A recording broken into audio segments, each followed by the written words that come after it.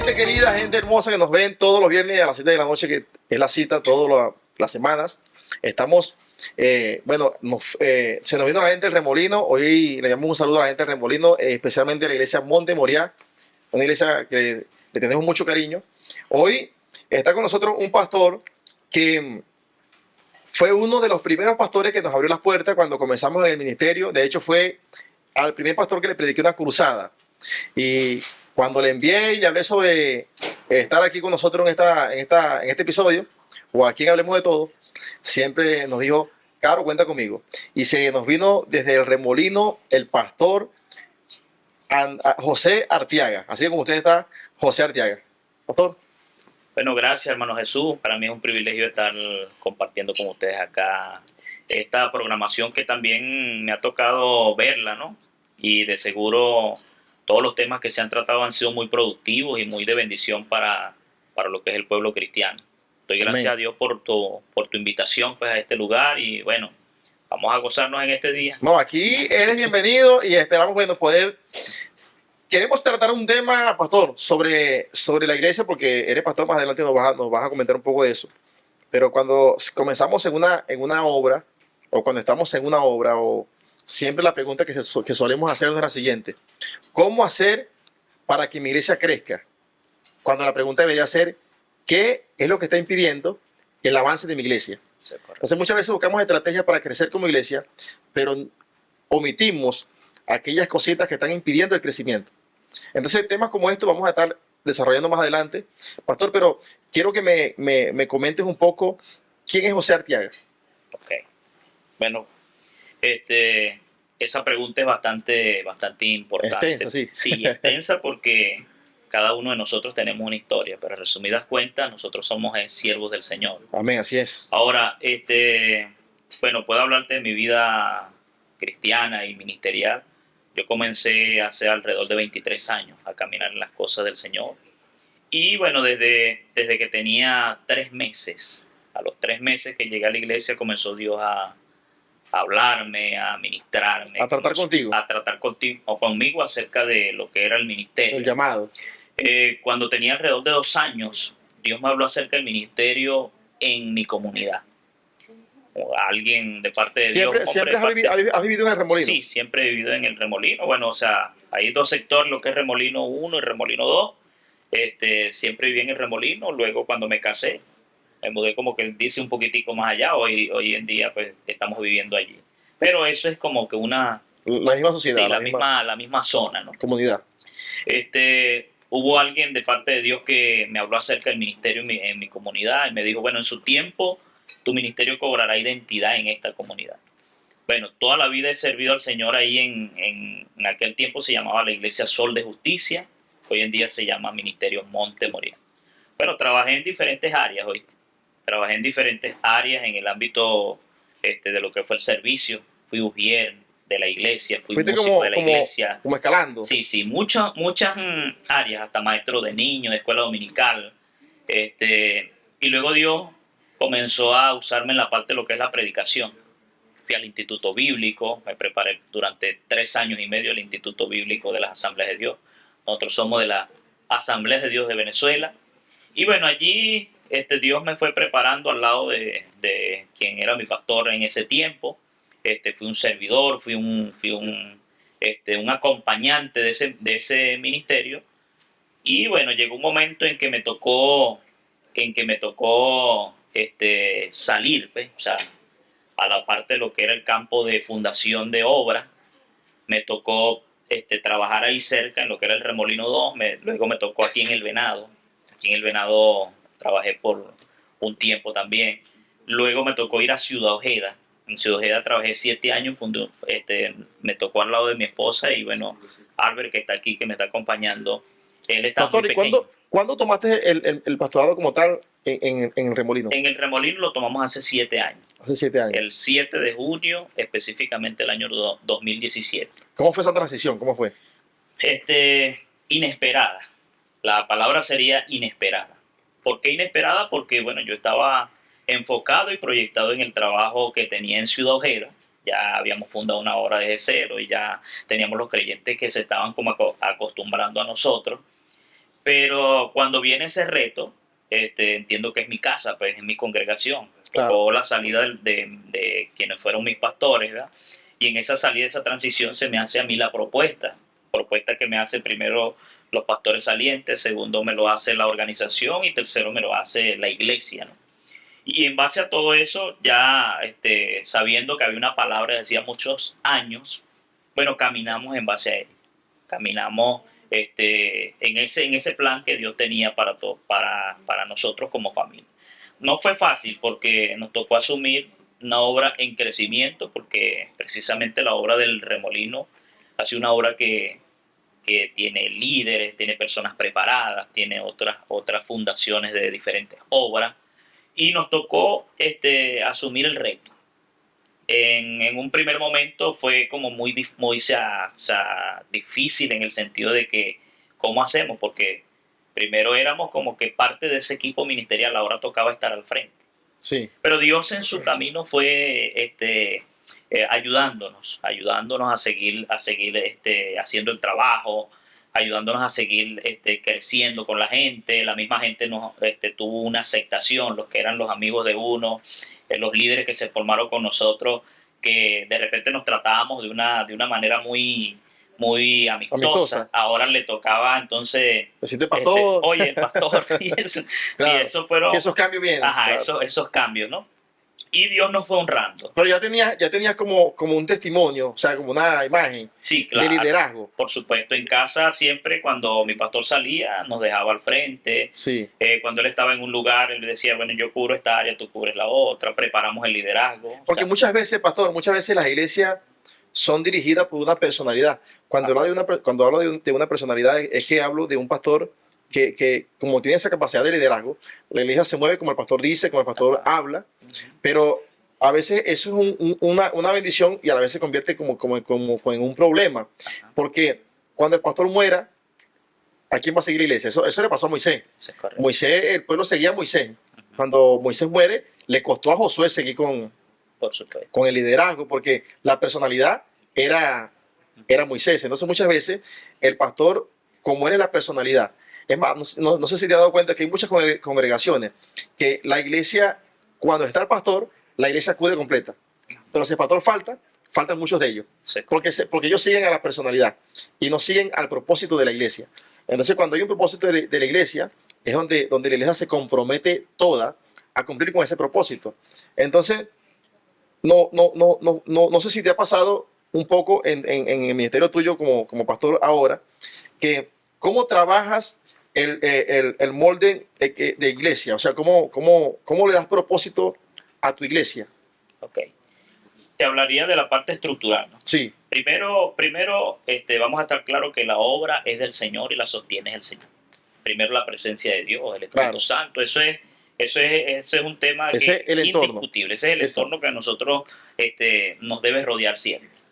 Pero aparte de eso debe haber una estructura gerencial, ¿sí me entiendes? Y la estructura gerencial es que tú, o sea, por eso la Biblia dice algo muy importante, dice que somos administradores de la obra del Señor. Y cuando administramos la obra, podemos decir que administramos los dones y los talentos que en la gente ha puesto el Señor. Y cuando eso se da, entonces nosotros comenzamos a colocar las personas en el lugar donde se desarrollan y donde se desenvuelven. Es decir, trabajar con un equipo de trabajo, un equipo ministerial. En este caso, nosotros manejamos una estructura de un equipo ministerial siempre, o sea, que es el equipo más cercano del pastor. Luego de ese equipo ministerial, tenemos pastores también que trabajan en conjunto con nosotros, que son pastores amigos y a la vez son fundadores ya de obras, de iglesias. Claro. Monte Moriah, por ejemplo, nosotros tenemos 4 fundaciones. 4 fundaciones. Tenemos una en Ciudad Ojeda, que me tocó fundarla a mí en particular, y luego instalamos unos pastores allá. Luego también tenemos en el Danto tenemos la fundación de una obra también. Tenemos en el sector Las Delicias, que es acá en la entrada de Zipallares. Y tenemos en Plan Bonito una obra en proceso de fundación que está allí también establecida. Entonces, esa es parte del equipo estructural. O sea, hablaríamos del organigrama de la iglesia, ¿no? Pero además de eso, a nivel interno, nosotros tenemos grupos de crecimiento, evangelismo y discipulado. Eso puede ser o sea, tomado de lo que es células, de lo que es grupos familiares. Eso es estrategia que tienen que ver con el crecimiento. Sí, Y el crecimiento, o sea, buscando la manera de que estemos, como dice la palabra del Señor en el libro de los Hechos, en el templo y en las casas. En exacto. el templo y en las casas. Es decir, para tratar de que la obra se sostenga, por decir algo, 200 miembros, ¿no? 200 miembros, por lógica el pastor no los va a cubrir a todos. En algún momento determinado los visitamos a todos, o sea, podemos tener contacto con muchos de ellos, pero, pero de manera total siempre necesitamos el equipo de liderazgo que nos apoya, pues, que nos ayuda, que está como que más de cerca con, Pastor, ese, con trataste esa... trataste un punto sobre Ajá, el crecimiento. sí, ¿Por qué crees como pastor que las iglesias a veces no crecen? O sea, como decía al principio, hay cosas, estrategias para crecer, claro, pero a veces nos enfocamos tanto en qué hacer para crecer y olvidamos en qué volver a hacer para crecer, porque a eso es veces correcto. perdemos cosas en el camino, no nos damos cuenta Sí, sí, y tenemos cosas que están impidiendo el crecimiento y cuando no las atacamos, por mucha estrategia que tengamos, siempre vamos a estar estancados sí. hasta que no saquemos el acá, ¿no? Sí, iríamos a lo que dice la Biblia, ¿no? Hacer discípulos. ¿Ves? Acuérdate que la Gran Comisión nos dice algo muy importante, ¿no? Dice, por tanto, y hacer discípulos a todas las naciones, bautizándoles en nombre del Padre, del Hijo y del Espíritu Santo, enseñándoles que guarden todas las cosas que os he mandado, y aquí yo estaré con vosotros todos los días hasta el fin del mundo. Pero allí, en esa parte de hacer discípulos, es donde, según el análisis que hemos estado haciendo, por lo Claro, menos a nivel es organizacional, donde se a cierra el nivel crecimiento. pastoral, ¿ve? Creo que es la falla en lo que respecta al crecimiento.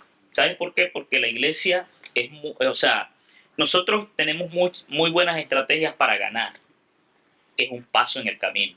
¿Ve? Podemos ganar mucha gente, podemos atraer personas, realizamos diferentes tipos de actividades donde la gente se convierte a Cristo, pero por una puerta entra y por otra sale. ¿Sabes por qué? Porque de repente a la iglesia le ha costado prepararse en base a lo que es el discipulado. Sí, Es decir, cómo consolidar a la persona, cómo cuidar ese fruto que se está dando en el momento. Entonces, uno de los retos más grandes para la iglesia en este tiempo es hacer discípulos precisamente. claro, Es porque es que decir, nosotros somos buenos convirtiendo a la gente, pero somos claro, malos formándolo. ajá, Y ahí es donde está el detalle, sí, que sí, dijo Cantinflas. porque podemos decir, o sea, somos buenos evangelizadores, pero, o sea, no somos buenos discipuladores. Exacto. Y ese es, o sea, en ese reto nos está llevando Dios a la iglesia. Entonces, a raíz de eso, hay muchos creyentes que son superficiales. ¿Eh? Como creyentes superficiales que no tienen formación, preparación doctrinal, conocimiento de la palabra, conocimiento de las herramientas para mantenerse en el Señor, como lo es la oración, como lo es la lectura de la palabra, como lo es el Y testimonio. estamos, pastor, y estamos, Ajá, disculpa que te interrumpa, estamos en una generación donde yo diría que es la generación que menos en todos los tiempos, creo yo, ajá, que es la que menos lee Biblia. claro que sí. Estamos en una generación que está dependiendo de lo que se predica los domingos Ujú, y no de lo que ellos leen, ni de lo que ellos oran, ni de lo que ellos buscan, sino que están dependiendo de lo que el otro dice. Por eso tenemos tanta gente que nos pide consejo, no porque lo necesitan, sino porque dependen de lo que yo le diga eso es y correcto. no de lo que Dios les hable a ellos, Sí, sí. no de lo que la Biblia le dice, no de lo que ellos han oído a Dios hablar. Entonces, tenemos que volver a motivar, o quizás no a motivar, sino a impulsar a esta generación a que vuelva a la escritura, Eso es correcto. a que vuelva a la escritura, porque se nos Sí, está sí. lleno de la escritura. Sí, Hoy en día todavía hay creyentes dentro de la congregación que preguntan que si el diezmo es de la ley o de la gracia, eso es porque correcto. no leen la Biblia. Sí, sí. Fíjate, Y eso es parte del discipulado. claro, esa es una de las cosas en las cuales es el reto para nosotros en este tiempo. O sea, que hay un acceso a las redes sociales. Y a veces hay creyentes que se acostumbran a todo lo que a las redes sociales se dice. Pues. Y recuerda algo, o sea, o sea, las redes sociales las utilizamos, por ejemplo, nosotros las vamos a utilizar el Cuando día ese de hoy. café puedes beberlo cuando quieras. Gracias, hermano. Las redes sociales las utilizamos, ¿verdad? Pero el detalle está en que cuando como que la persona se convierte en prácticamente dependiente a nivel espiritual de lo que dice la red social, de lo que dice el Facebook, de lo que dice el Instagram, muchas veces se cae en los riesgos de no tener la estabilidad espiritual que se quiere. Y yo creo que cuando hablamos de crecimiento de la iglesia, ¿verdad? Podemos comenzar con el creyente, porque la iglesia somos todos, ¿no? Porque hay varios tipos de crecimiento. Claro. Lo habla Rick Rick Warren Warren. en el Una libro iglesia Una con iglesia propósito. con propósito. En el libro Una iglesia con propósito hay crecimiento biológico, que es cuando la gente va, o sea, por lo menos las familias van creciendo, ajá, parió 1, 2, 3, Claro. 4, hay familias que llegan a la iglesia de 14 personas. Ese es crecimiento de tipo biológico, ¿no?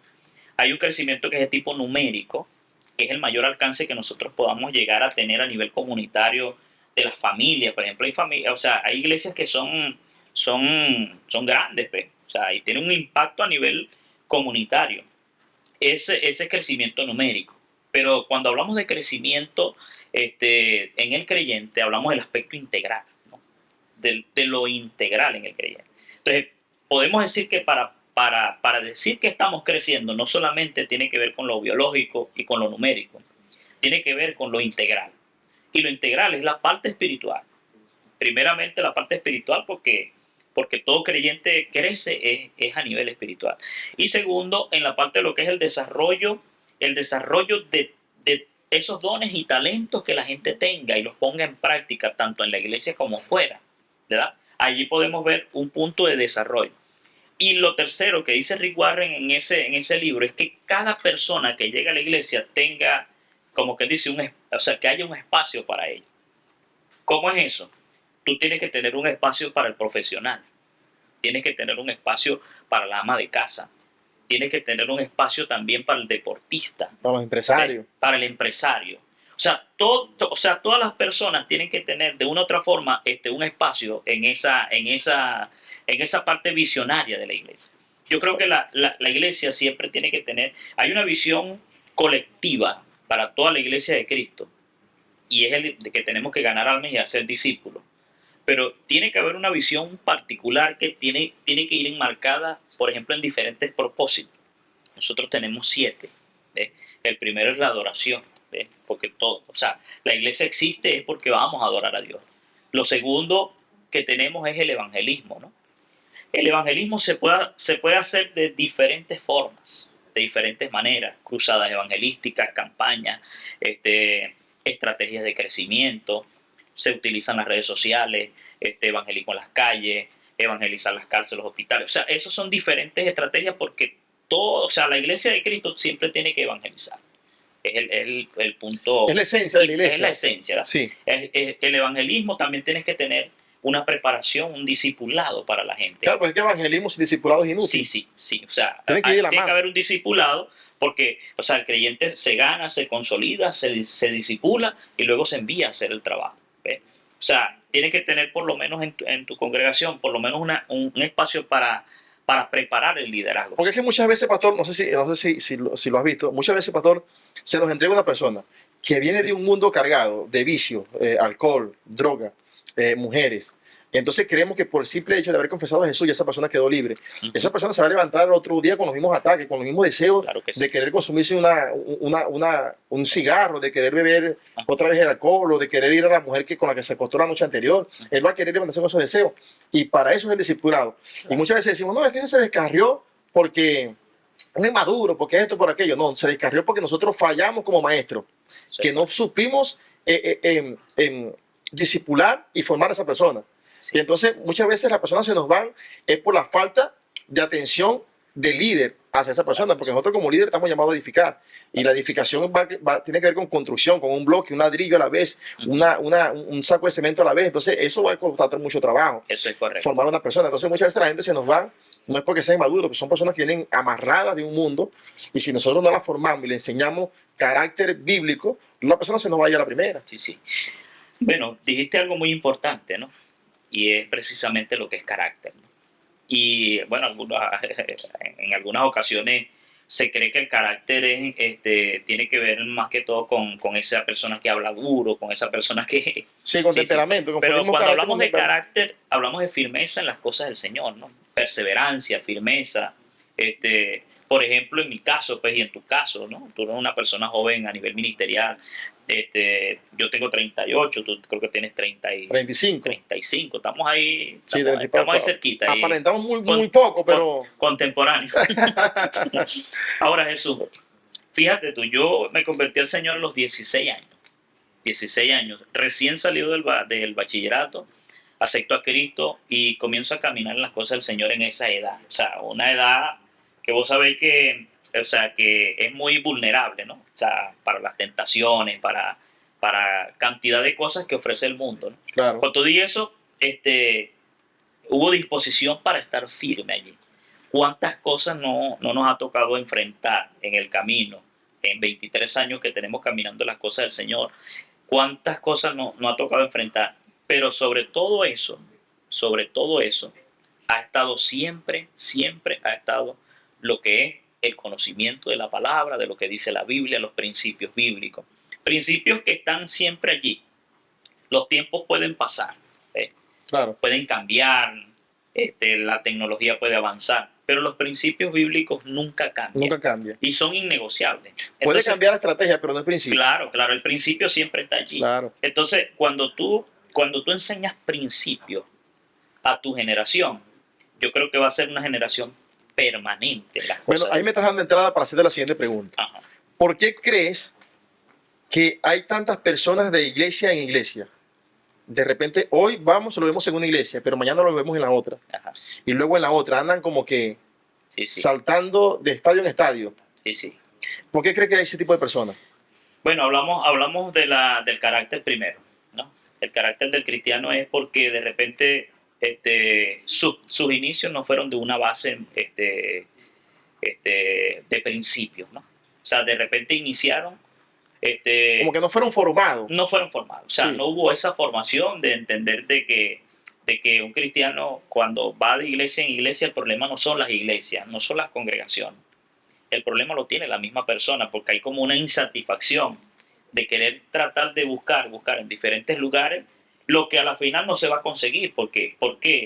Porque a lo mejor se busca, como quien dice, que no haya fallas, que no haya errores, y todas las congregaciones tienen Claro. situaciones, pero o sea... Hoy casualmente, antes de venir, un joven me llegó al negocio y me decía, no, que quería irse de la congregación porque tenía problemas con su pastor. No, estoy viendo cosas en el pastor como que no cuadran, me dice él, ¿no? Sí. Y digo, mira, si te vas a la iglesia mía, le vas a hallar esas mismas cosas al pastor mío. Si te vas a la siguiente iglesia, le vas a hallar las mismas fallas al pastor ese. Y a donde quiera que vas a ir, vas a encontrar esa falla, porque nosotros somos hombres, no somos Claro Cristo. que sí, claro que sí. Entonces, ¿qué pasa? Que la gente anda buscando una iglesia perfecta cuando ellos son imperfectos. Los imperfectos son ellos. Sí. Entonces, Fíjate algo, Jesús. A mí me ha pasado en diferentes ocasiones, ¿no? La gente le llega a uno preguntándole, ¿puedo congregarme en su iglesia? Porque es muy distinto una persona que se muda de un lugar, claro, o de repente... viene de Maracaibo, al Remolino. Claro, o de repente yo justifico que haya una pareja, por decir algo, una pareja y está su esposo, yo necesito apoyar a mi esposo porque se convirtió en Claro. alguna otra congregación. Sí. O sea, se ¿Cómo justifica, pasa? Claro, sí. justifica porque esa transferencia de esos miembros o sea, es bien, pues. Pero cuando ya una persona va de iglesia en iglesia, de congregación en congregación, como que buscando, o sea, me vine por un problema allá y después llegué a otra y tuve un problema y voy a otra. Allí, en ese andar, es donde se manifiesta de que el problema no es la congregación, el problema es el creyente. Yo también digo que cuando la gente anda de iglesia en iglesia, es gente que no buscan servir, sino que busca que le sirvan a ellos. Eso es correcto. Porque mucha gente anda buscando una posición, anda buscando Sí. ocupar un puesto, y como no se lo dan, por la mala conducta que tiene, Sí. entonces buscan la iglesia donde sí le den importancia a lo que ellos quieren hacer, ¿no? Sí. Y muchas veces nosotros nos enamoramos del púlpito, pero cuando realmente deberíamos más bien enamorarnos del Dios que da el llamado. Amén, ¿Ves? así es. Fíjate algo, Jesús, ¿no? En ese transitar, en ese caminar de gente que se va de congregación en congregación, de iglesia en iglesia, está un problema que nosotros siempre hemos deliberado a nivel de confraternidad, y es el problema de la migración de los creyentes. O sea, y eso causa, por decir algo, promovemos la unidad a nivel pastoral, ¿verdad? O sea, hablamos de que necesitamos estar unidos, pero precisamente este tema tiende a desunir al pastorado. Porque nosotros podemos mantener, tú eres pastor, yo soy pastor, mantenemos una excelente relación, ¿ves? Excelente relación, nos la llevamos bien, nos respaldamos, pastor, tienes esto, o sea, es el deber ser, ¿no? Sí, Pero llega un momento en que se fractura ese sentido de unidad cuando un creyente comienza, ¿no? Que aquel pastor, sí, se empieza. y entonces uno comienza, de repente yo le presto el oído, o el otro le presta el oído a la situación. Entonces yo voy a pensar mal de ese amigo que yo sé que siempre ha estado conmigo y que lo conozco y sé que es una buena persona, pero ya escuchar las fallas, escuchar las cosas que traen los creyentes, que de repente ellos ven algunas fallas que no las ve todo el mundo, ¿no? Porque la persona que tiene este tipo de problemas de carácter, ¿ves? O sea, el creyente, lo hablamos así de esa manera, que va siempre mirando esas debilidades, siempre va a traer una situación problemática. Y eso resta a la unidad de la No, y que iglesia. viene con formaciones de otro, entonces se le va a costar complicar, se le va a complicar. Pastor, una pregunta que te quiero hacer Ujú. antes de ya terminar. La pregunta que quiero hacerte, pastor, es: ¿por qué piensas que las iglesias sufren divisiones? Ese es un tema bastante Sí, importante, y ¿no? extenso Y puede. relevante. Sí, porque de repente hay un pastor, ¿no? Ujú, Que, porque a veces pasa, ujú, le dedicó tiempo a una persona para formarla como líder y de repente ese líder termina traicionando ujú. la confianza Sí, sí, y el tiempo y también la inversión que tuvo ese pastor con él. eso es correcto. ¿Por qué piensas que Bí- pasa ese tipo de cosas? Bíblicamente, vos sabéis que bíblicamente siempre hubo este tipo de Claro, problemas, ¿no?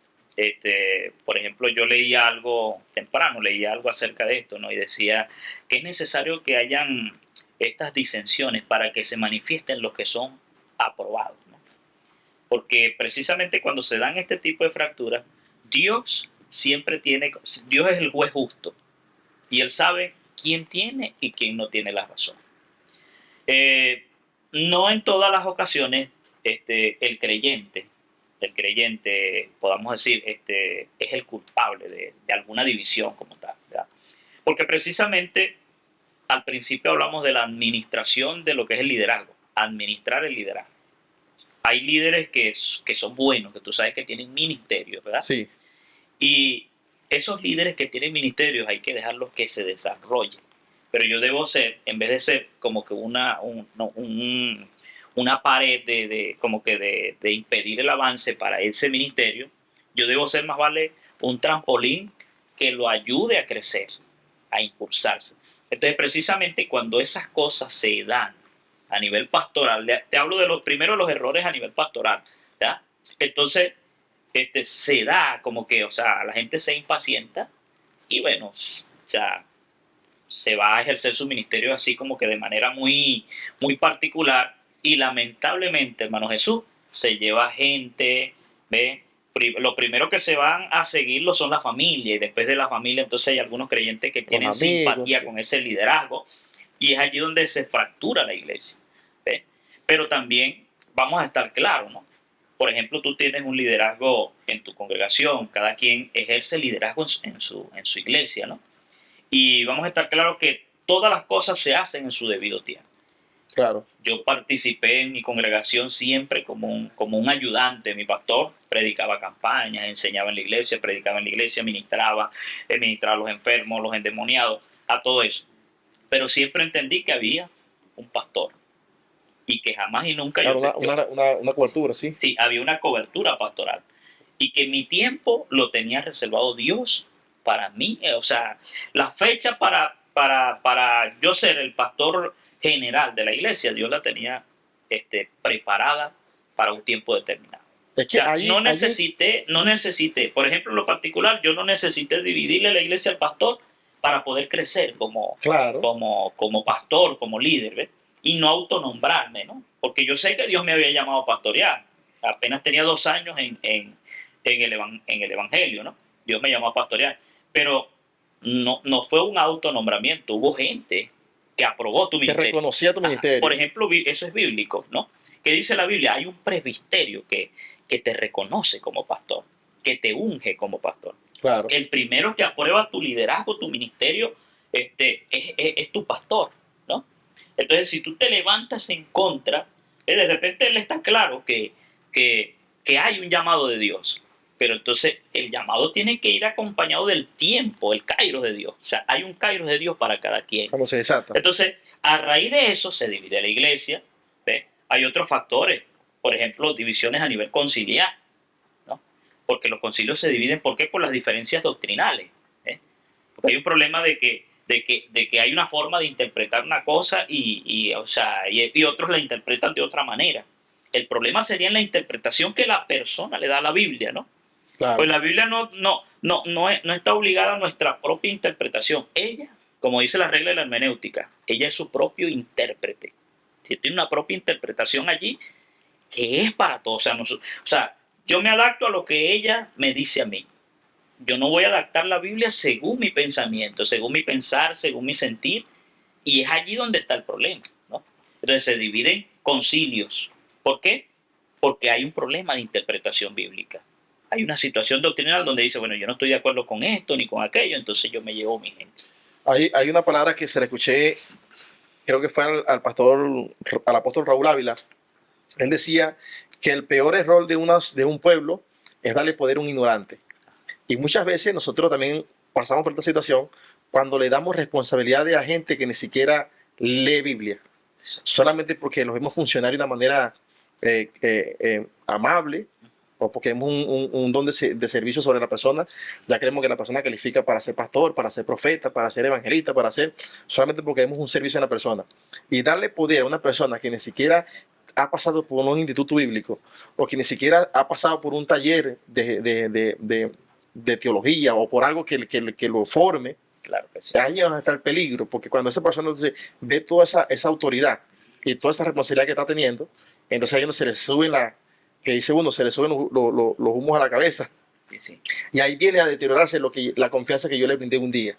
Eso ¿verdad? Es correcto. Entonces, cuando nosotros, por lo menos, no sé si tú concuerdas conmigo, ¿no? De que nosotros, a la hora de establecer un liderazgo, primero deberíamos nosotros como responsabilidad o como personas serias en el llamado, formar a esa persona, darle forma. Porque por eso tenemos mucha gente que está renunciando al llamado, otros que están dividiendo iglesia, otros, entonces no es que no son llamados, sino que yo los hice ocupar un puesto que ellos no iban a ocupar nunca porque Dios no lo llamó a eso. Eso es correcto. Sí, sí. Porque, ¿qué pasa? La Biblia dice, nadie toma para sí esta honra, sino el que ha sido llamado por Dios. Hablando del sacerdocio. Claro. O sea, allí específicamente el pasaje habla del sacerdocio. Porque esto es una cuestión sacerdotal. Eso tiene que ser Dios específicamente. Y recuérdate que las 12 tribus de Israel, no todos funcionaban en sacerdocio. Solamente la tribu de Leví. La tribu de Leví era la única sacerdotal.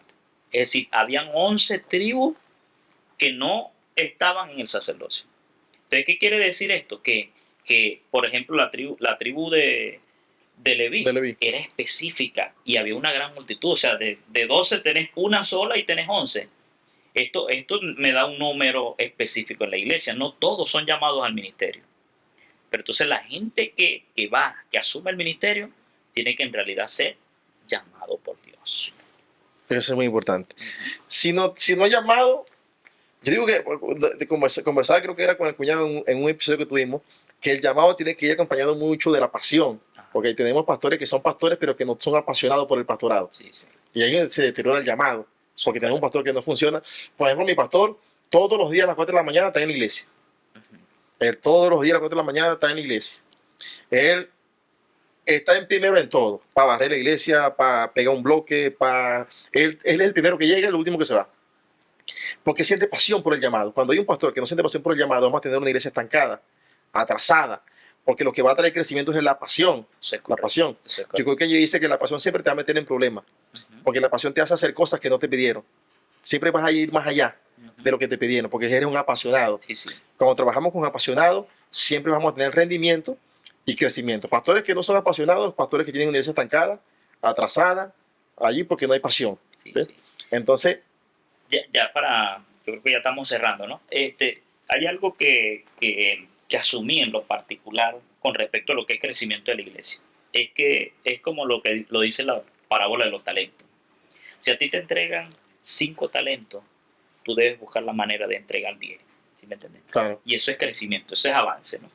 O sea, pensar de que a ti te confiaron algo, por decir algo, a mí me confiaron la iglesia que, o sea, que fundamos nosotros mismos porque por ser creyentes servidores allí en la iglesia, pues yo llegué a la iglesia donde había 10 miembros, ¿ya? Pero que después que te lo entregan como que, bueno, ya esto se hizo, 17 años duró el pastor anterior, ¿no? Y me entregan una congregación, bueno, tantos creyentes bautizados, o sea, el número de personas, la estructura X, ¿ya? Y cuando a ti te entregan eso, o sea, tu desafío, porque aparte del llamado de Dios y la gracia sacerdotal para ministrar en el altar, tiene que haber un liderazgo también. O sea, tiene que haber una pasión en el área del liderazgo, o sea, la acción y la influencia que siempre ejerce el líder, ¿no? Claro. Entonces, lo que te entregan debes multiplicar. Te entregan una iglesia por ejemplo, nosotros fundamos una iglesia con un solo miembro. O sea, no había nada, pues. No había estructura, no había nada. Y luego entregamos, ¿ves? En esa fundación entregamos un local y entregamos un número de creyentes que era mayor al que te entregaron Claro, uno. claro. ¿no? Entonces, si te están entregando algo, tú debes buscar la manera siempre de multiplicarlo. O sea, de que eso se multiplique y de que el creyente no solamente, o sea, no solamente tengas los que están, sino que vayas ganando almas, porque aquí, como dice una frase de un pastor que habla acerca de esto, ¿no? Después de Dios lo más importante son las personas. Así es. Bueno, y por eso murió él. Así es. Por eso murió él. Bueno, pastor, ha sido de mucha bendición tenerte con nosotros. Esperamos poder desarrollar este tema porque es bastante extenso. No, es muy rápido, es muy... Sí, sí. no podemos encerrar todo esto en 30 minutos. No, ¿no? eso es muy... Sí, Pero sí, esperamos que no olviden dejarnos sus comentarios. Saludos a la gente de Carora, la gente de Valencia. Saludos a Yulisaya en Estados Unidos, los que nos ven en México también, que tenemos gente en México que nos ven, se nos han ido aquí de la ciudad. Así que nos bendecimos a todos los que nos observan, así que no dejen de comentar de dónde nos están viendo para enviar un saludo. Y les bendecimos a todos los que van vía, porque hay muchos migrantes que van vía Estados Unidos ahora. Bendecimos a esa gente por el camino, esperamos que el Señor les guarde. Y bueno, será hasta el próximo viernes que nos estaremos viendo. Traemos una sorpresa para el próximo viernes, así que no se lo pierda, porque viene alguien que suda gotas de sangre. Así que bueno, nos vemos en el próximo episodio. Gracias, Pastor Ortega. Gracias, bendiciones. Bueno, gracias a ustedes por la atención el día de hoy. Bueno, sigamos disfrutando de ese programa del hermano Jesús. Hablemos de todo. Dios les bendiga.